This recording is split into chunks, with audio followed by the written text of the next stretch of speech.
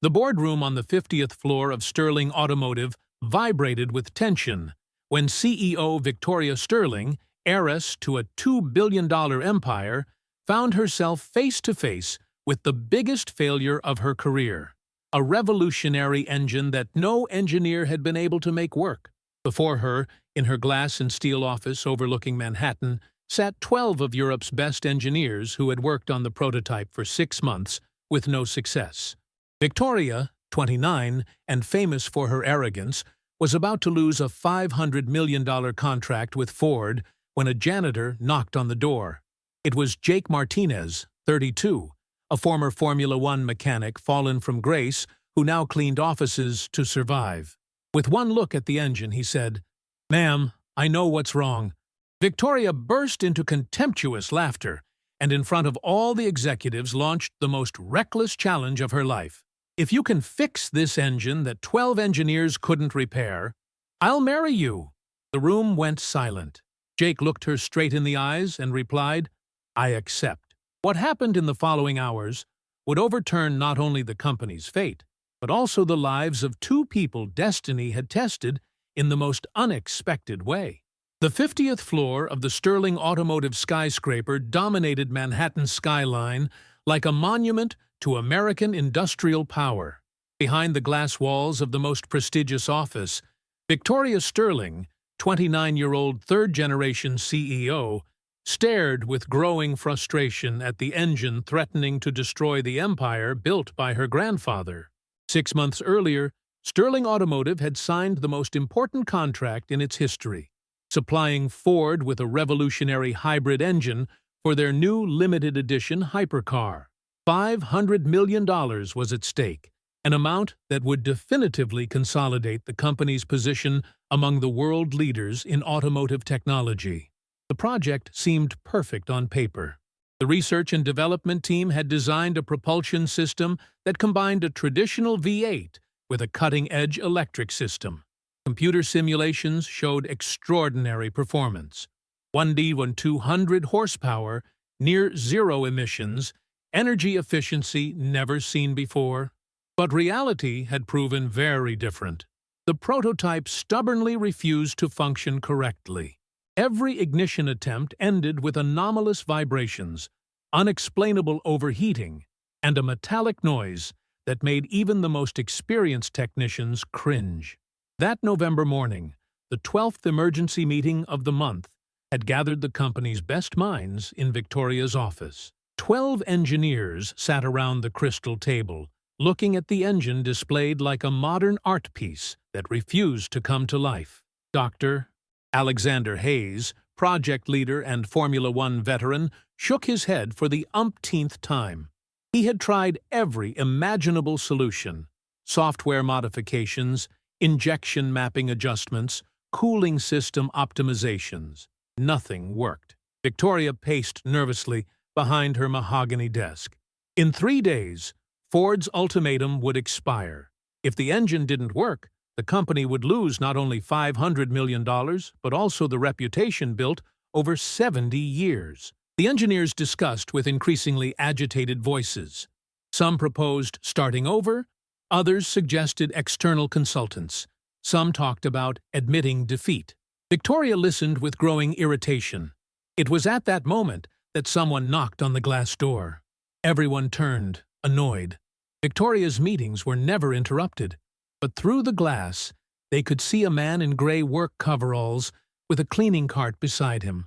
Victoria gestured irritably toward her secretary, indicating she didn't want to be disturbed. But the man knocked again, more insistently. He had a serious expression that contrasted with the humility of his position. Exasperated, Victoria went to open the door personally. The man was in his 30s, tall and lean, with calloused hands that betrayed years of manual labor. His dark eyes were fixed not on Victoria, but on the engine displayed in the center of the room. He introduced himself as Jake Martinez, night janitor. Then, looking at the prototype, he simply said he knew what was wrong. The room exploded in collective laughter. 12 engineers with prestigious degrees couldn't solve the problem, and a janitor claimed to have the solution. Victoria asked who he was. Jake explained he'd worked there 6 months in cleaning, but before that, he worked on engines. When Hayes asked where, with ironic tone, Jake replied he'd been head mechanic for Velocity Racing in Formula One. The silence that followed was deafening. Everyone knew Velocity Racing, the team that had dominated minor categories before disappearing in a financial scandal 2 years prior. The mention of Velocity Racing transformed the atmosphere in the room. Velocity Racing had been a legend in the racing world, a small American team that had challenged international giants with brilliant innovations. Hayes, who had known some team members personally, became more serious. He confirmed that Jake Martinez was indeed the technician who had developed the variable injection system for the McLaren 570S. Jake explained what had happened to him. When Velocity Racing collapsed, they had accused him of complicity in financial fraud. He was never prosecuted, they had no evidence, but suspicion was enough. No team wanted to hire someone involved in the scandal, even marginally. For 2 years, he'd been seeking work in the sector. He had sent resumes to every automotive company in America, but no one had given him even an interview. He had accepted this job to survive, hoping someone would give him a chance to prove who he really was. Victoria observed him with growing interest. There was something fascinating about this man who had lost everything but retained dignity and competence. But she was also irritated by his presumption. Jake approached the engine with slow, methodical movements, observing every component like a detective. After several minutes of study, he declared the problem wasn't in the design, which was brilliant, but in the assembly. Hayes protested they had followed every specification. Jake explained he wasn't talking about mechanical tolerances, but synchronization. The engine had 2 hearts that needed to beat together like in a symphony, but they were playing 2 different melodies. He pointed to a series of almost invisible sensors. The control parameters had been calibrated separately for each system. First the V8, then the electric motor. It was exactly what they had done, following standard protocol. Jake explained the error. You couldn't synchronize 2 already calibrated systems. They had to be calibrated together, simultaneously, like a single living organism. The explanation was so simple it seemed brilliant. Victoria felt a spark of hope, but also skepticism. If the solution was so obvious, why hadn't anyone else thought of it? She said sarcastically that talking was easy, but proving it was another thing. Jake looked at her calmly. He didn't seem intimidated by her aggressiveness. He asked for a chance, 12 hours of work, and he guaranteed the engine would sing like a Stradivarius violin. The room exploded in skeptical murmurs. Victoria felt anger rising. Who was this stranger to promise her results that Europe's best team couldn't achieve? She exploded, calling him crazy. 12 graduate engineers, 6 months of work, cutting-edge technology, and he claimed he could solve everything in one night? Jake replied calmly that he wasn't claiming anything. He was proposing. Victoria stared at him with growing intensity. There was something provocative about this man that awakened her competitive side. Options were running out. In 3 days, she would have to admit failure. It was then that she uttered the phrase that would change everything, spoken in the impulse of the moment. You know what I'll tell you? If you can really fix this engine that 12 engineers couldn't repair, I'll marry you. The room went completely silent. Everyone looked at Victoria with incredulous expressions. Jake didn't smile. He looked her straight in the eyes with absolute seriousness. I accept. Jake's words hung in the air like a challenge to destiny. Victoria immediately realized the madness she had just committed, but it was too late to retract in front of a room full of witnesses. The engineers looked at each other with expressions between amusement and embarrassment. Victoria tried to regain control by establishing the rules. 12 hours, from 8 that evening to 8 the next morning. If the engine worked, they would honor the agreement. If it didn't work, Jake would disappear forever. Jake accepted the conditions. He requested complete access to the laboratory, diagnostic tools, and technical manuals. Victoria granted them, specifying he would work alone, without help from the team. The rest of the day passed in a surreal atmosphere. News of the bet spread rapidly throughout the building. Some employees found the situation amusing. Others were worried. Many secretly wagered on the outcome. Victoria tried to concentrate on ordinary work, but her thoughts kept returning to what she had done. How could she have been so impulsive? If Jake solved the problem, she would find herself in an impossible situation. At 8 that evening, Victoria accompanied Jake to the laboratory. It was a sterile, high-tech environment full of computerized diagnostic instruments. The engine was positioned on a test bench surrounded by sensors. Victoria specified that security cameras would record everything to ensure he worked alone.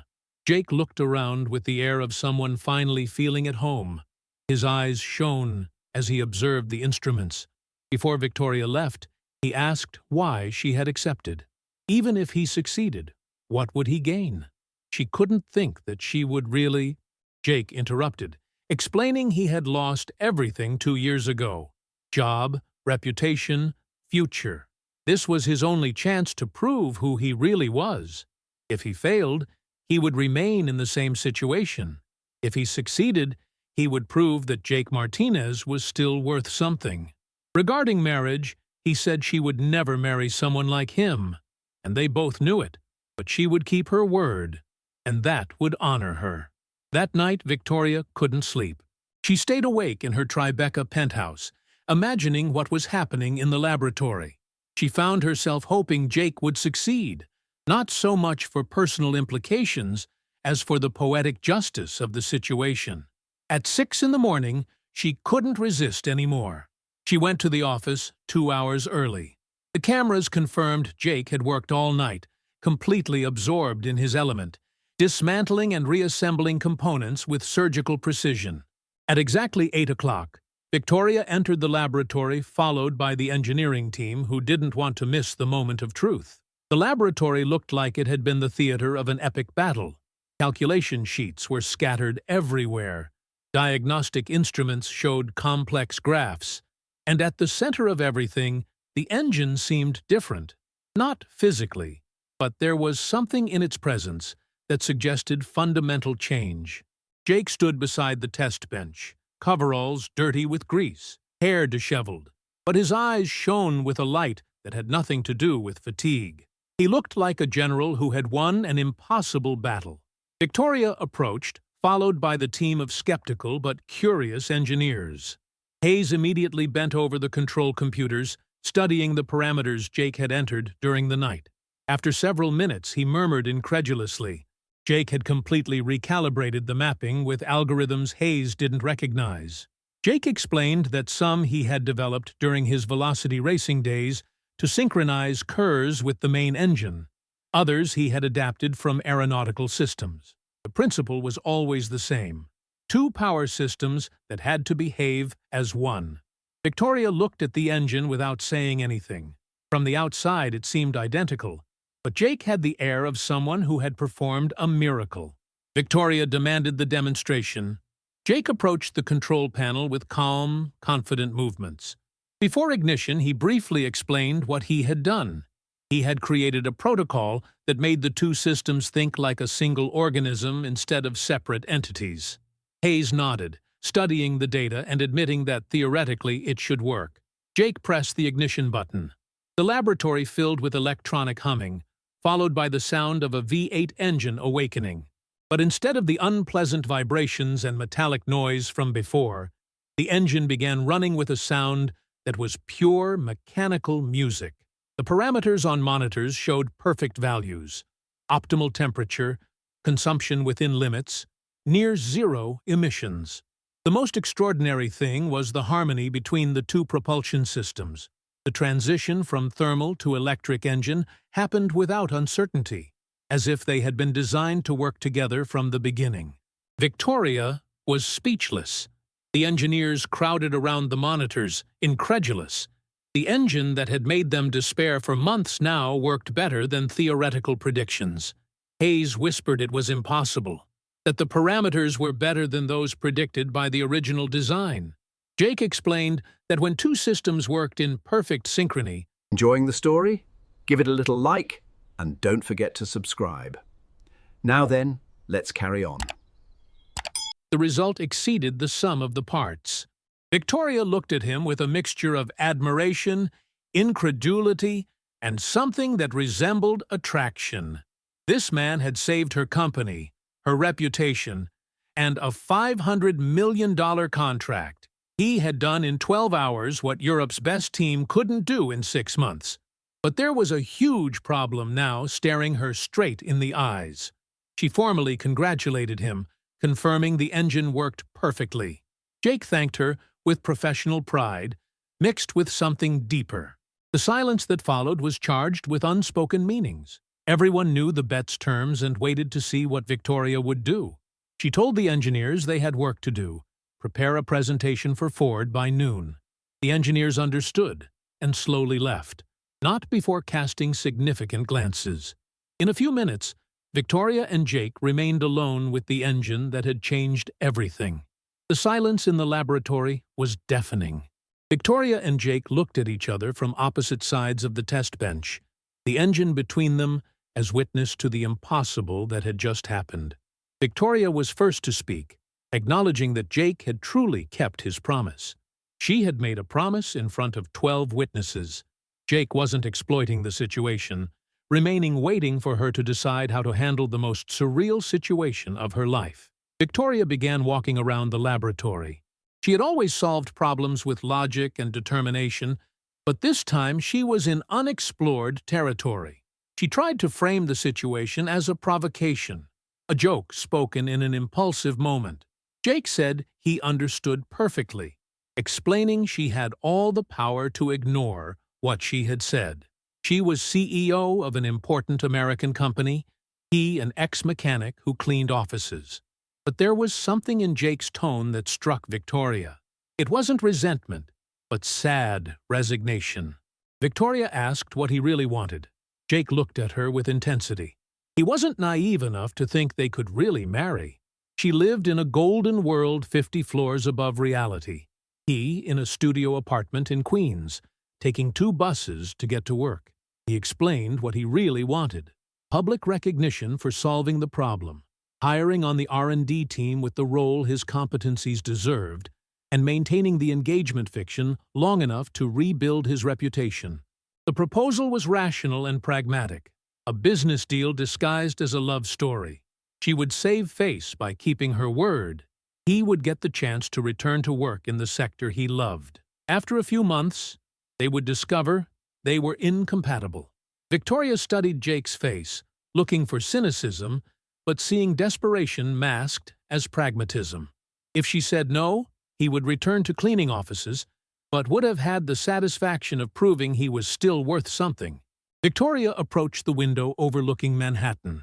The city extended below her, full of success stories and failures, second chances, and broken dreams. For the first time, she found herself in a situation she couldn't control with money or authority. She said he was crazy, completely crazy. The media would devour them alive, the millionaire CEO and the ex-mechanic in gossip magazines for months. Jake replied he thought gossip didn't scare her. Victoria admitted it didn't scare her, it irritated her, but she had learned to manage it. After long minutes of reflection, weighing options she would never have imagined considering hours before, she made the decision. Okay, let's do it. Jake raised his eyebrows, surprised by the speed. Victoria established her conditions. First, he became head of hybrid engine development with a 3-year contract. Second, their relationship lasted exactly 6 months. Third, no one should ever know it was fake. And fourth, if he ever betrayed their agreement or tried to damage her, she would destroy him so completely he wouldn't find work even as a street sweeper. Jake accepted. They shook hands like 2 CEOs, but when they touched, both felt an electric shock that had nothing to do with business. The first days of the fake engagement were a comedy of errors. Victoria had underestimated how difficult it was to fake a romantic relationship with someone she barely knew. The media pounced on the story like vultures. The CEO and the mechanic, a fairy tale love, headlined the Wall Street Journal. Tabloids invented romantic stories about how they had met. Victoria had to quickly learn details of Jake's life to answer journalists. She discovered he was born in Detroit, son of a mechanic and a teacher. He had studied mechanical engineering at MIT, graduating summa cum laude before being discovered by Formula One. Jake had to adapt to Victoria's golden world. Dinners at Michelin-starred restaurants, society events, awards ceremonies where the couple of the moment's presence was highly requested. At first he felt like an actor in a part too big for him, but gradually began to relax. The turning point came 3 weeks after the charade began. It was late evening, and Victoria had stayed in the office to review final contracts with Ford. The official engine test had been an extraordinary success, exceeding every expectation. Jake knocked on her door around 10 p.m. He had seen the light on and wanted to make sure everything was okay. Victoria looked up, noticing how Jake had changed in recent weeks. His clothes were more refined, hair professionally cut, posture more confident. But most importantly, his eyes had recovered that spark of passion. Victoria explained she was reviewing the Ford agreement. Thanks to him, they had obtained even better conditions. Jake sat down, asking if he could ask a personal question. He wanted to know why she had really accepted his agreement. She could have ignored the bet, without consequences. Victoria put down her pen thoughtfully. At first, she had done it for pride, not to seem like someone who doesn't keep their word. But now she thought it had been one of the best decisions of her life. Jake had saved her, solved a problem that was about to cost her everything. But most importantly, he had made her understand that true talent had nothing to do with titles or pedigree. She got up, going to the window. In recent weeks, she had discovered Jake was the most brilliant engineer she had ever met.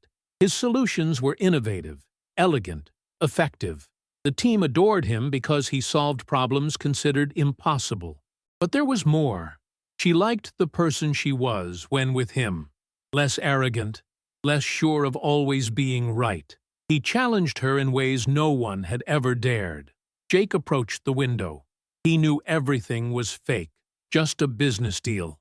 But in recent weeks, he had started forgetting where fiction ended and something else began. Jake admitted he had started forgetting too. Their first kiss was sweet and uncertain, as if they were crossing an unknown line. When they separated, they looked at each other with new eyes. Victoria whispered it complicated everything. Jake admitted yes, but maybe the best complications were the unplanned ones. The following months were a progressive mutual discovery. Victoria learned to appreciate the simplicity Jake brought to her life. Dinners at neighborhood diners, walks in Central Park, real conversations instead of diplomatic small talk. Jake discovered that behind the ruthless CEO facade, Victoria was an intelligent and passionate woman who had hidden vulnerability behind success's armor. The R&D team became the company's most innovative under Jake's leadership. His unconventional methods brought technological breakthroughs that positioned Sterling Automotive at the industry's forefront. But the biggest change was in Victoria herself. Investors noticed she had become more collaborative, less interested in dominating, and more focused on results. The business press began talking about new leadership. The decisive moment came after exactly 6 months, when their original agreement expired. They were in the laboratory where everything had begun, looking at the engine now in production for Ford. Victoria observed that technically their agreement expired that day. They should announce the breakup, tell the media they had discovered they were incompatible. They looked at each other silently for long minutes. Then Jake smiled, saying there was a problem. He had really fallen in love with her. Victoria felt her heart skip. It was a serious problem. Very serious, because she had really fallen in love with him too. The second kiss was completely different from the first. There was no more uncertainty, but the certainty of two people who had found something real in the most unexpected place. 1 year later, the real wedding of Victoria and Jake was the social event of the year. Not just for the romantic contrast, but because it represented something deeper, proof that love could be born in the most unexpected ways. During the reception, Victoria gave a speech that became legendary. "A year ago, I made the craziest bet of my life. I thought I was only risking my reputation. I didn't know I was betting on my future and happiness. Jake didn't just fix a broken engine, he fixed me." Jake responded, "A year ago, I was a man who had lost everything. Victoria gave me not only a second professional chance, but a first chance to truly love. She taught me that the most impossible challenges hide the most precious rewards." Sterling Automotive became, under their joint leadership, one of the world leaders in innovation. But more importantly, it became an example of how true love and mutual respect could transform not only two people, but an entire organization.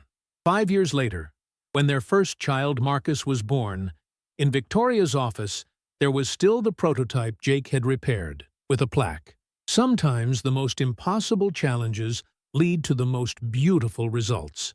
The story became legend in the industrial world, not for its romantic aspect, but for proving that true talent can emerge from any condition, that love can be born from the most improbable situations, and that sometimes a bet made from pride can become the most beautiful destiny imaginable.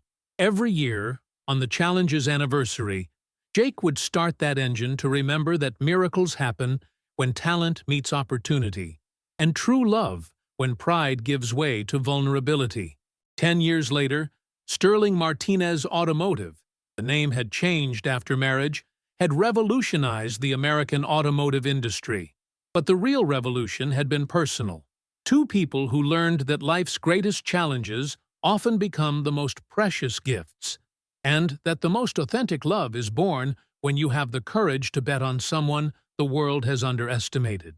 Their success story became a Harvard Business School case study, not just for the technological innovation, but for demonstrating how personal transformation could drive corporate excellence. Jake's unconventional approach to engineering had spawned 3 new patents and revolutionized hybrid engine design across the industry. Victoria had evolved from an arrogant heiress into one of America's most respected business leaders. She was featured on the cover of Fortune magazine as CEO of the Year, with Jake beside her, still wearing his simple work clothes, representing the authentic partnership that had transformed them both. Their company's culture had fundamentally shifted. The rigid hierarchy that once characterized Sterling Automotive had been replaced by Jake's collaborative approach. Engineers from all backgrounds were encouraged to contribute ideas, regardless of their credentials or pedigree. This democratization of innovation had made the company the most sought-after employer in Detroit's automotive sector. The Jake Martinez Foundation, established with proceeds from their patents, provided scholarships and second chances to talented individuals who had fallen through society's cracks. Former inmates, high school dropouts with mechanical aptitude, and laid-off factory workers found new careers through the program that bore Jake's name. But perhaps the most meaningful transformation was in their daily life. Victoria had learned to find joy in simple pleasures. Saturday mornings in Jake's garage, working side by side on vintage car restorations. Jake had discovered that success didn't corrupt when shared with someone who kept you grounded. Their children, Marcus, Sophia, and baby Elena, grew up understanding that privilege came with responsibility, but more importantly, that authentic worth came from character and competence, not circumstances of birth. As Victoria often told the story at industry conferences, "I thought I was hiring a mechanic. I ended up marrying my best teacher, best partner, and best friend." Sometimes the most valuable assets come in the most unexpected packages. And Jake, now recognized as one of America's leading automotive innovators, would add, "Victoria saw potential where others saw only problems. She taught me that second chances aren't given. They're earned. But when you earn them with someone who believes in you, everything becomes possible." Their love story had proven that the most powerful engine isn't mechanical. It's the one that runs on mutual respect, shared dreams, and the courage to bet everything on someone the world has written off. Like, if you believe true talent can emerge from any condition. Comment sharing a time you underestimated someone based on appearances. Share to honor those who never give up despite falling down. Subscribe for more comeback stories that change everything. Sometimes the person who can save you is the one you ignore. Sometimes the craziest bets lead to the most beautiful results. And sometimes love is born when pride gives way to respect.